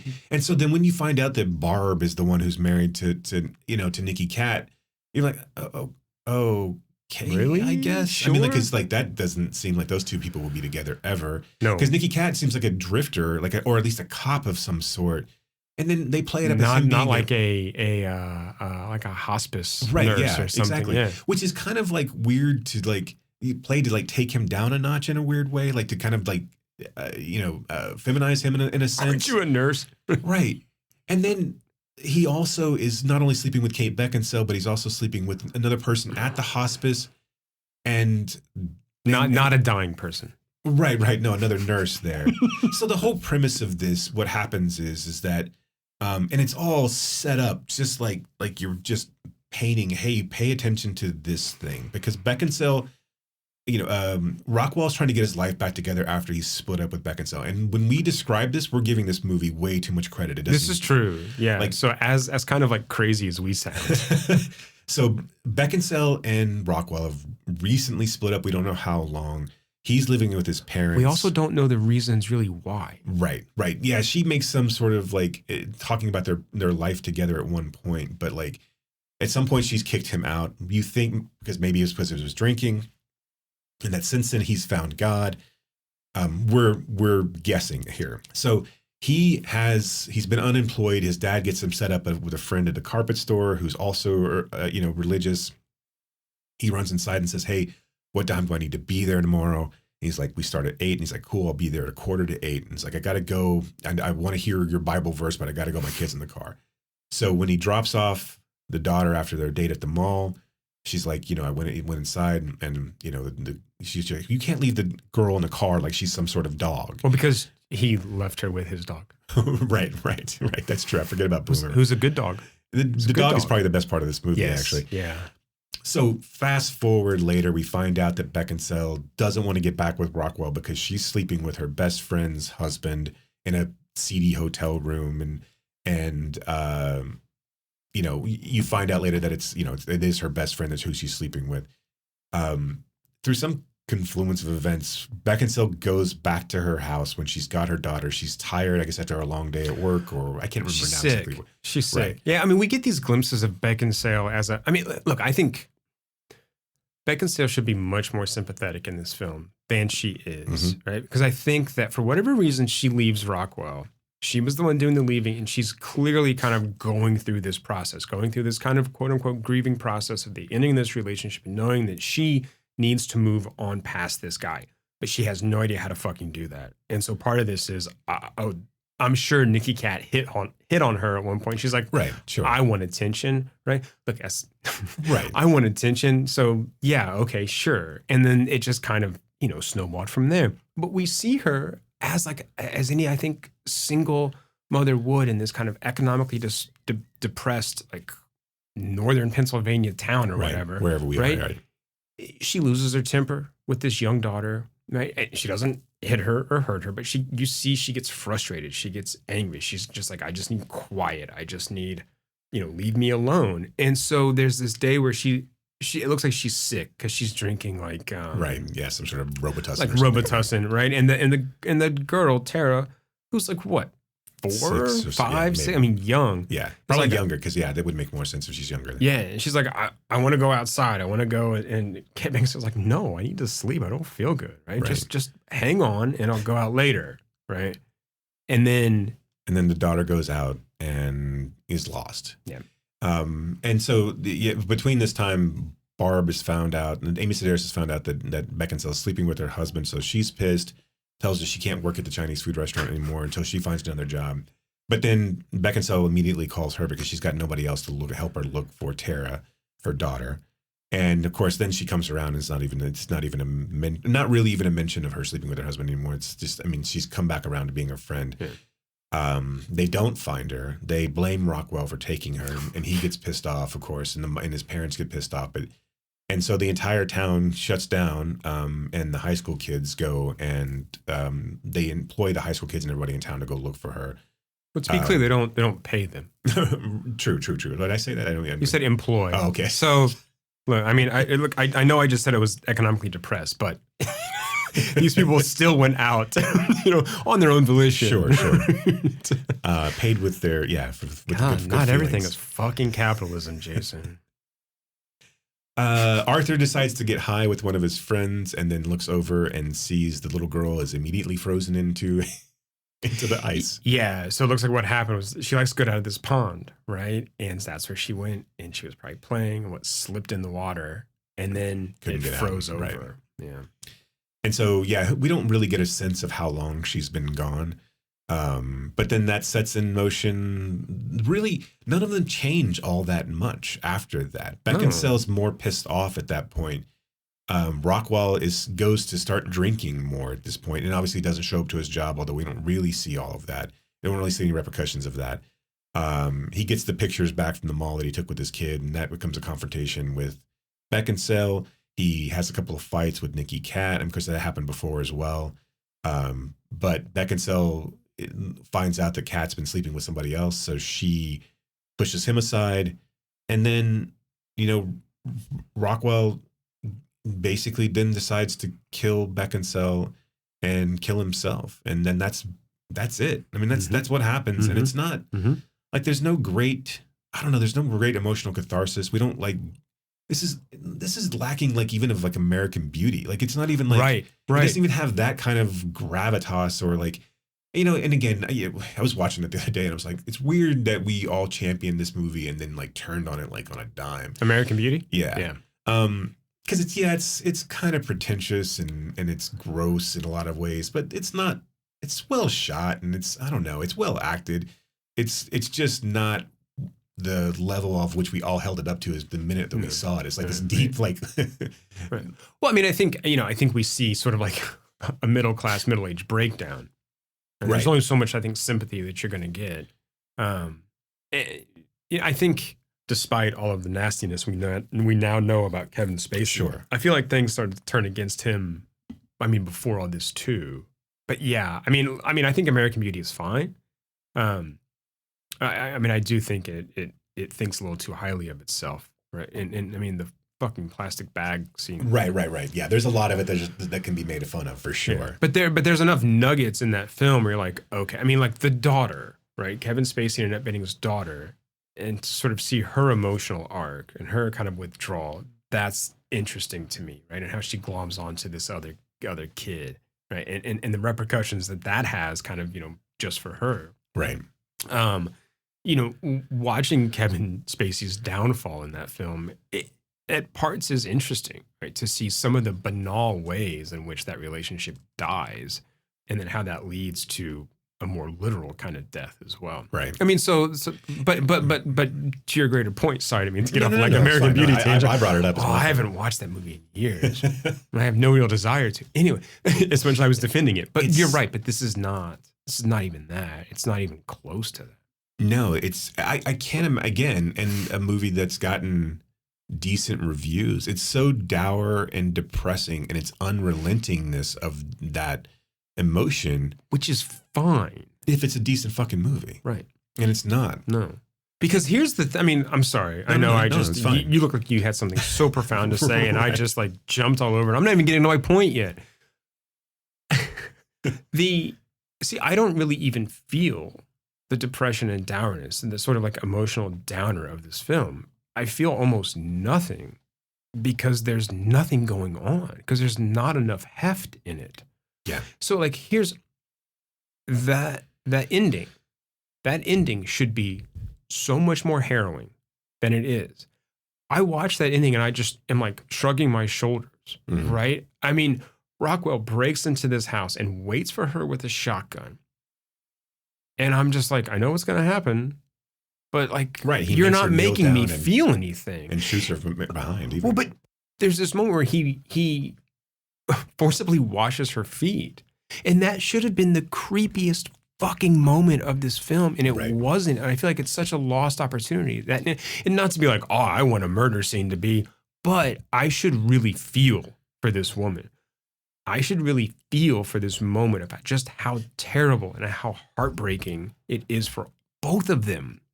Because this is a man, and not to, be sympathetic for a murderer, but this is a man who feels like he has lost absolutely everything and has no other choice now, right? This is what we're going to do, both of us. And this is how it has to be. But I never really see his kind of destruction, much less deconstruction. Right.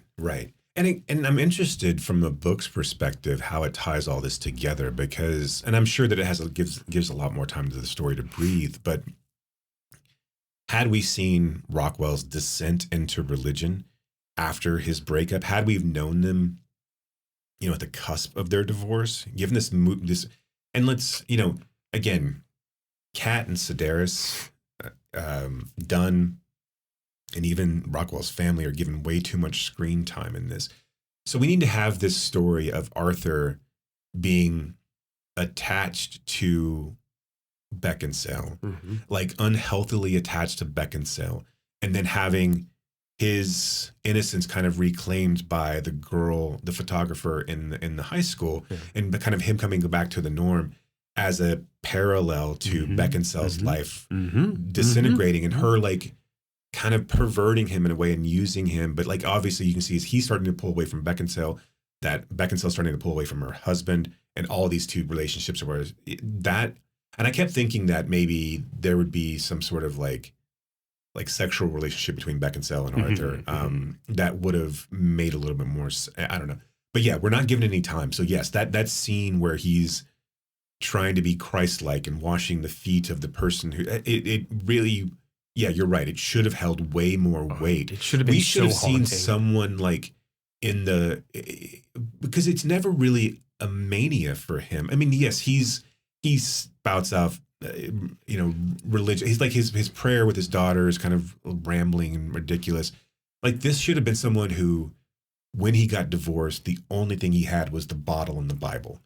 And then now we know who this character is and that he's dangerous. We should, and you're And right. if he's given up the bottle, now all he has is the Bible. And so he leans much harder into that. And you're right. Beckinsale should be the sympathetic character here.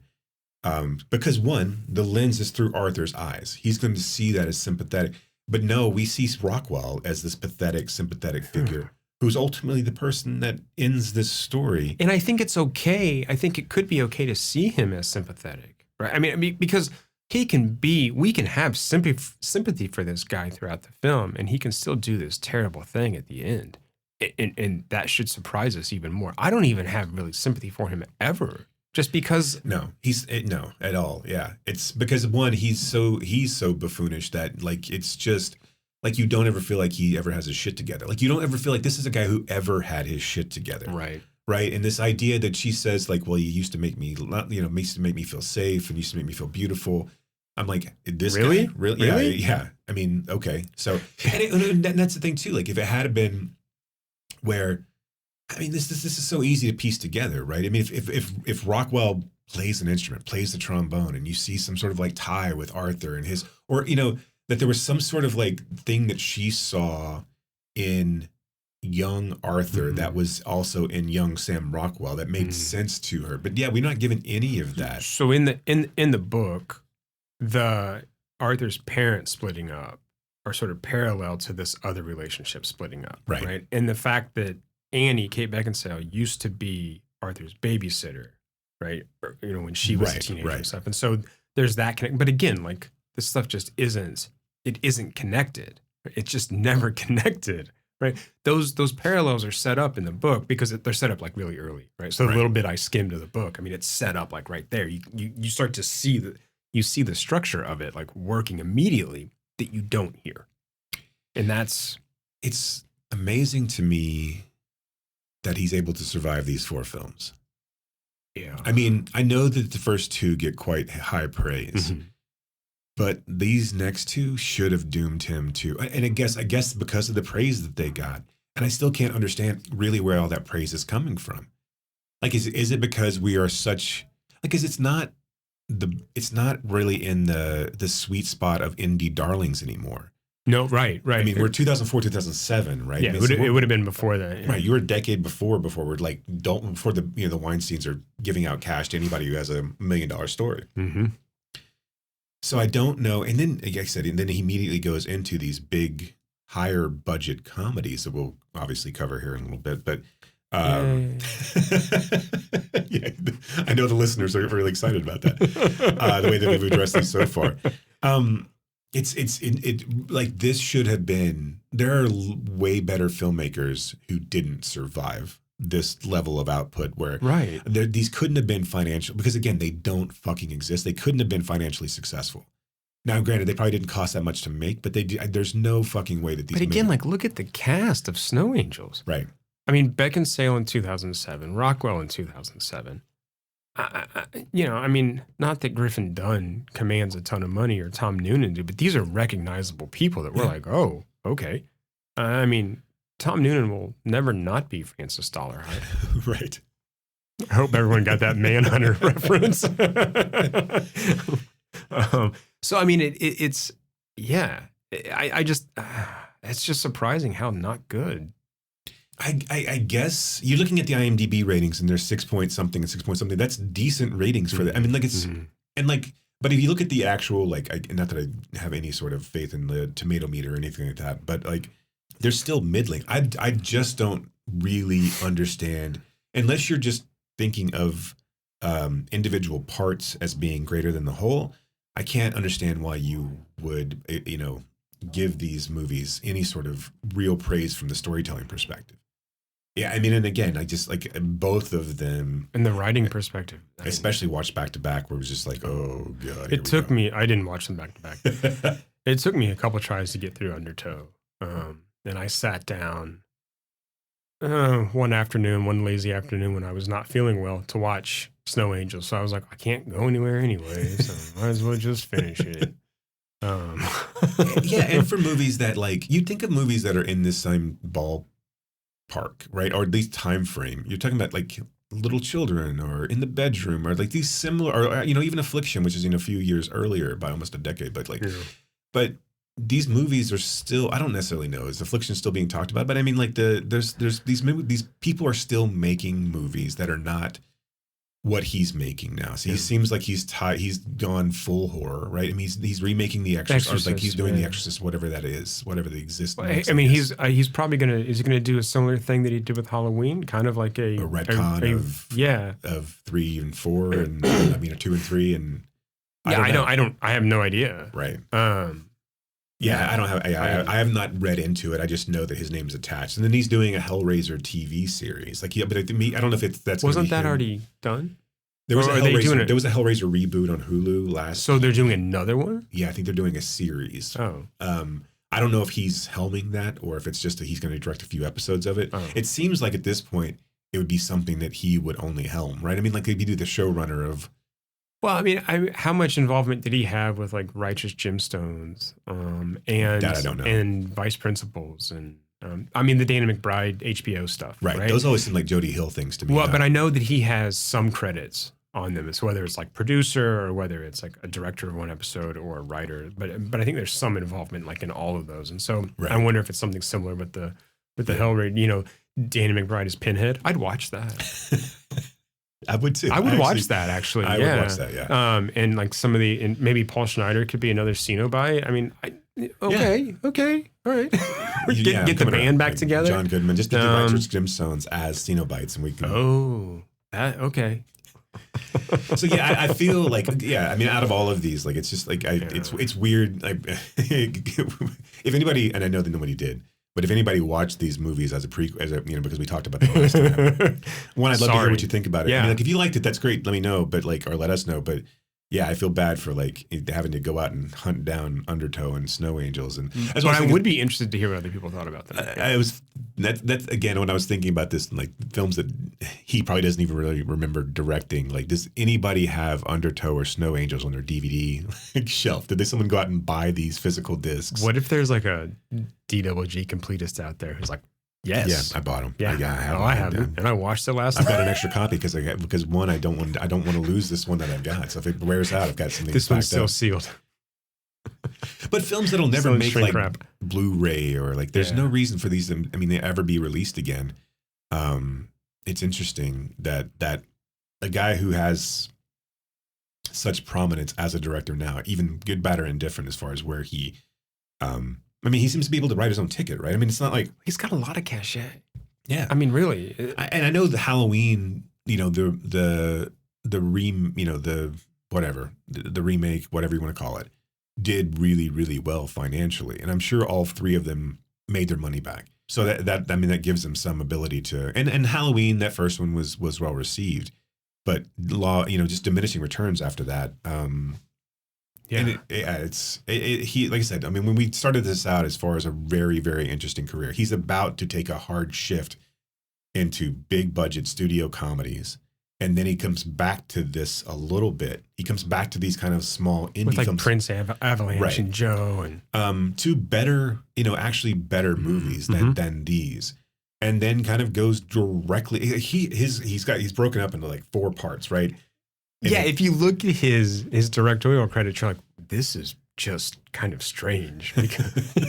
right, because from those 2 like indie, indie movies like these that are a little bit more fun, I guess, and not necessarily Joe per se, but then he goes directly into Halloween, and I'm guessing that's because he had, at least a little bit of, standing behind him because of how the HBO series is run, and in his collaboration with McBride. I think McBride helps get Halloween off the ground. Yeah. In addition to David Gordon Green. Yeah. So I don't know. I'm interested to watch these next 3. I mean, I think so. Next time, the next DWG episode we do, you want to do The Sitter, Your Highness, and Pineapple Express. Those 3. Yeah. I don't know. Was there ever a release of The Sitter that was the unrated cut? I heard that there was an unrated cut that was like much more aligned with, and then the studio made them pull it back to a PG-13. I don't know. I don't know if it's out I there. don't know. Look, I think you know me well enough to know that these are not really my kind of movies. Right. I mean, I'm sure that like the listener out there knows that as well. Like stoner comedies are not really my. Because I mean, I don't know how else you want to classify Pineapple Express and Your Highness. No. I mean, right? they're 100% like that is exactly that's the marketing for both of them. Right. Yeah. And then The Sitter. I mean, I'm not a huge like Jonah Hill. This would have been, But because this would have been like right around that. When he did Superbad, either I mean, it would have been right around the same time frame. Right. I mean, Right. Superbad's what, 2009, Mm-hmm. and so it couldn't have been. It would have had. It might have been after Superbad that he did this movie. And then they go directly into Your Highness and then Pineapple Express. Those 2 were first, right? Were they before The Sitter? Mm-hmm. Oh, really? So Pineapple Express was 2008. And Your Highness and The Sitter were both 2011. In listing, Your Highness comes first. That makes sense And then The Sitter. because Pineapple Express was so popular. Mm-hmm. And then that gives him the ability to do a really high budget CGI fest, Your Highness. But man, Pineapple Express 1 year after Snow Angels?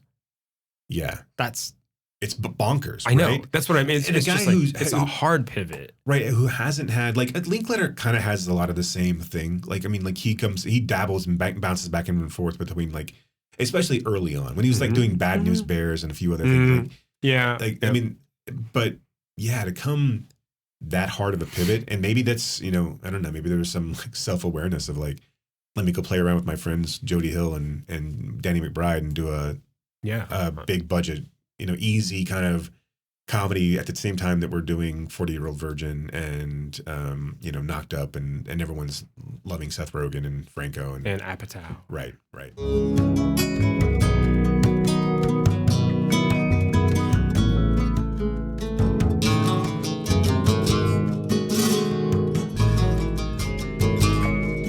So recommended if you like. Yeah, let's do it. What's your first one? I did one for Sick of Myself and then these 2. Same. Okay. Same. Cool. So let's do the Sick of Myself one. My first one is Matt Spicer's Ingrid Goes West. Oh, with Aubrey Plaza. that was mine too. Oh, really? Yeah. Perfect. So, okay, well, keep going. Sorry, go ahead. No. I mean, Aubrey Plaza is how do you want to characterize it? Kind of a loser who's like who falls in love with this influencer and becomes kind of a stalker. And I wrote down social media stalker. Yeah. It's a fun. I mean, it was one of the Neon films. That was when Neon first kicked off out of Draft House, and I mean, I don't think it fully works for me, but it's a good time. Like it doesn't know what to do with its message. Whereas Sick of Myself absolutely does. Correct. Anger Goes West wants to have its cake and eat it too. Right. And so you can't really kill off Aubrey Plaza or make her too much of a villain. But Plaza and Elizabeth Olsen are great together, and O'Shea Jackson is a lot. Ice Cube Jr. And in his film debut is it wasn't film debut. It was After Shit at a Compton. Right. But yeah, because this was 2015, wasn't it? Right. Yeah. So yeah, Anger Goes West. Yeah, excellent. Let's just throw in The Worst Person in the World as well. Yeah. Right. The Joachim Trier Norwegian film as well. Right. Set in Oslo. So yeah, I think it pairs well with those. Okay. Cool. All right. So my next one, I said on the George Washington episode that I wasn't going to be a person who recommended Gummo. I'm going to fucking recommend Gummo. I mean, if you want a Malick type experience, but it's got that fucking like grit to it, it's going to make you feel gross, which is what he wants to do. Harmony Korine's Gummo is absolutely going to do it. Yeah. Again, you're probably going to hate it, but you're not going to hate it as much as you hate Undertow, and you're going to talk about it. You're going to want to discuss it. This, I don't ever want to talk about Undertow. No. All right. So I thought that if you want to see a good film about a teenager in a poor part of the country dealing with fucked up family shit, especially like weird fucked up uncles and stuff, then you should watch Winter's Bone with Jennifer Lawrence, directed by Deborah Granick, right? Lawrence plays a girl in the Ozark who has to navigate like dangerous social settings, trying to find her drug dealing father. John Hawkes is in it. Anything with John Hawkes, I will watch. But also the novel by Daniel Woodrell of the same title is just incredible. It is just incredible. And it's a really good adaptation of the book too, but the book is it's amazing. Not that I'd ever begrudge someone's career, but like Jennifer Lawrence from Winter's Bone to, have you seen the previews for No Hard Feelings? Yeah. I'm just like, how is this the movie you're making next, right? And look, prove me wrong. Maybe No Hard Feelings is laugh out loud funny. Well, I bet she's really good in it. I think that she can probably pull that kind of comedy off, that kind of like awkward, raunchy comedy, right? Where she's not, I mean, look, she's Jennifer Lawrence. She's attractive, right? Right, sure. But also she's playing like a complete kind of klutzy attractive in this film. So I don't know. I don't think it's going to be good, but I think that maybe her performance will be like, okay. Maybe they're hiding everything that's good about the movie, not in the trailer. Well, but the trailer looks way over the top. Awful. Yeah. It looks awful. Yeah. The jokes look pretty paint by number, but I'm hoping that she. Hey, well, I mean, you know how this is going to play out, right? I mean, this is the problem with that movie is that they're going to be subversive with that. No, right. They're not going to have anything sort of a new take on it. It's going to. And so unless they figure out a way to out Animal House and American Pie it, and then it's right. Look, we're getting a quote unquote progressive take because now the ladies can be gross, right? I mean, it's all that whole girls trip, bad weekend, bad moms, and I'm not, fine. I'm all for representation. You're all for bad moms. Right? Is that what they? I'm all for diversity and inclusion. Oh, yeah, when it comes to bad mothers, shitty movies, right? It's fine. Like I'm all for it, but I'm just saying that movie looks like a shitty movie. Yeah. My last one, if you do Gummo as the Snow Angels, my last one is Sean Baker's The Florida Project. No. As a down south, kids fucked up, kind of like fleeing from bad parents, trying to find their own way. It's not an easy watch, but it's a good one. So for Snow Angels, I just go watch Affliction. Yeah. No, absolutely, no, 100%. And it is the better version of that film. Yeah, it's not even in the same ballpark. But I mean, yeah, if you're looking for, but the parallels there are pretty close, right? So. Yeah. If you want to watch a film like that in the snowy kind of recluse of Northern America, go watch Affliction. Probably filmed in Canada, but well, look, tax breaks, man. I know Snow Angels was filmed in Nova Scotia, but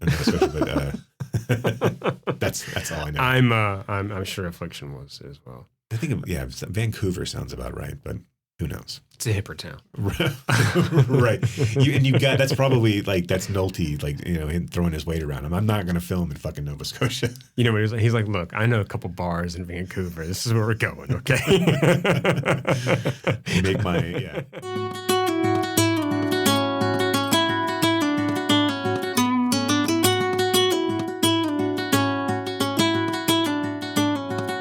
So next time, we're going to talk about Akira Kurosawa's The Hidden Fortress, which we just screened at the Fort Worth Film Festival. Fort Worth Film Festival. That's not even a thing.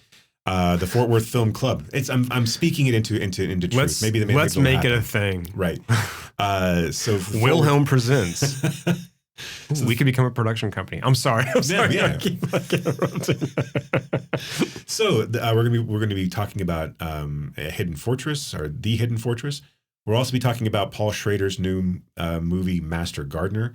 And we're going to tackle a atmospheric horror film that was in theaters a few months ago called Ennis Men, which I think is available on Amazon Prime. If not, it's out there somewhere. But those three we'll be talking about. Fingers crossed. I can tell you right now we liked those movies, or we will. I mean, I can tell you that I liked most of those movies. Well, we haven't talked about Ennis Men. We haven't talked about it. No. So those three going to be much better than an Undertow, and there's no way they couldn't be. So this is true. And Snow Angels. Can I also want to pose something for future content on the podcast. So I was listening, as one does, to Le Tigre earlier, and the song "What's Your Take on Cassavetes" came on, and I thought we should do a sort of retrospective on Cassavetes on this podcast. So there's Who's my he again? There's my Zoe's dad. Cassavetes? Zoe's dad. John Cassavetes, Zoe and Nick's dad. Right. You don't want to do a retrospective on Nick?